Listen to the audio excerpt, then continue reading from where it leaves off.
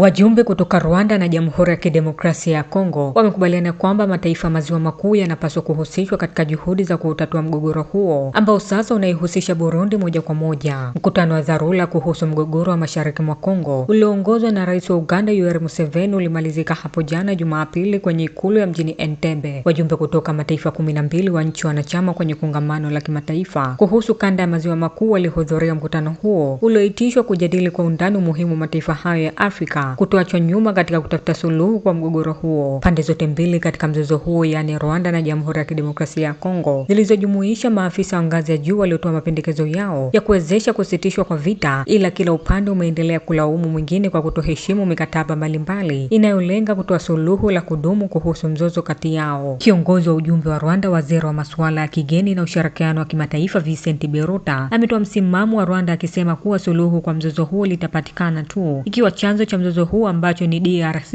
kuunga mkono waasi wa FDLR kitashughulikiwa ipasavyo. Vyanzo asili vya mzozo wa DRC vinatakiwa kushughulikiwa ipasavyo kwa ujumla wake, na hivyo ni mwendelezo wa nchi hiyo kuunga mkono FDLR, na pia hapana haja kujitokeza na miundombinu mipya kutatua mzozo huu, kwani tuna mikataba ya Doha na Washington. Rais Tshisekedi alihutubia mkutano huu kwa kupitia mtandaoni. Alieleza masikitiko yake kwamba mikataba mbalimbali ikiwemo ile ya Nairobi, Doha na Washington haijaheshimiwa na Rwanda na waasi wa M23. Ameataka mataifa ya kanda kuhakikisha kuwa yanashiriki moja kwa moja katika kutatua mzozo huo badala kuyaachia mataifa ya kigeni kama Marekani na Qatar, akitoa angalizo kuwa wageni hawawezi kujitokeza na suluhu la kudumu kuhusu mgogoro huo, ambapo nchi hiyo inailaumu Rwanda kwa kuunga mkono M23, madai ambayo utawala wa Kigali umeendelea kukanusha vikali. Mizozo hii sasa imeanza kuvuka mipaka ya DRC, ambapo sasa Burundi imehusishwa moja kwa moja, na hii inahatarisha usalama wa kanda hii. Haya yote yanakinzana na mikataba ambayo imesainiwa Doha na Washington, alisema. Ijapokuwa maafikiano ya kilele ya mkutano huo hayakutolewa mara moja, ambapo wakati ukiendelewa na habari hawakuruhusiwa kuhudhuria, waziri wa nchi wa masuala ya kigeni wa Uganda John Mulimba amefahamisha kuwa walikubaliana kuendeleza mchakato wa Jumuiya ya Kiuchumi za Afrika Mashariki na Afrika ya Kusini SADC sambamba na ile iliyotokana na mikataba ya Doha na Washington. Lengo la kongamano lilikuwa kuchunguza tena hali ilivyo, ambapo kwa sasa mgogoro huu unaongezeka DRC ili kuweza kufikia suluhu la uelewano wa kukomeshwa kwa vita kati ya pande zote, alisema. Licha mikataba ya Doha na Washington kusainiwa hivi karibuni ikihusisha Rwanda, DRC na hata kwa kiwango fulani M23, hali inazidi kuwa mbaya maeneo ya mashariki mwa Kongo, hususan eneo la Uvira. Shirika la Umoja wa Mataifa linaloshughulikia wakimbizi limetoa mwito wa misaada kwa idadi kubwa ya wakimbizi wanaoingia Burundi wakikimbilia usalama wao. Hata hivyo, mapigano yamezuka tena hii leo kati ya wanamgambo wa M23 na upande wanaoiunga mkono serikali karibu na mji wa Uvira nchini Jamhuri ya Kidemokrasia ya Kongo, siku chache baada ya waasi wa M23 kuwapa kuondoka kwenye mji huo. Watu walijifungia ndani kwa ajili ya usalama wao na shughuli kwenye mji huo zilisimama, hii ikiwa ni kulingana na mkazi mmoja alipozungumza kwa simu na shirika moja la habari. Mapigano yalijikita kwenye maeneo ya milimani na vitongoji vilivyopo karibu na kusini na magharibi mwa mji huo, ikiwa ni pamoja na sehemu ya Kalundu ulioko mto Tanganyika, wakazi wamesema. Kiongozi wa tawi la kisiasa la M23 Corneille Nangaa alitangaza kwamba kundi hilo limewaondoa wapiganaji wote kwenye mji wa Uvira iliyodhibiti kama walivyoombwa na wapatanishi wa Marekani, ingawa inaarifiwa bado angalipo wakiwa wamevalia nguo za kiraia.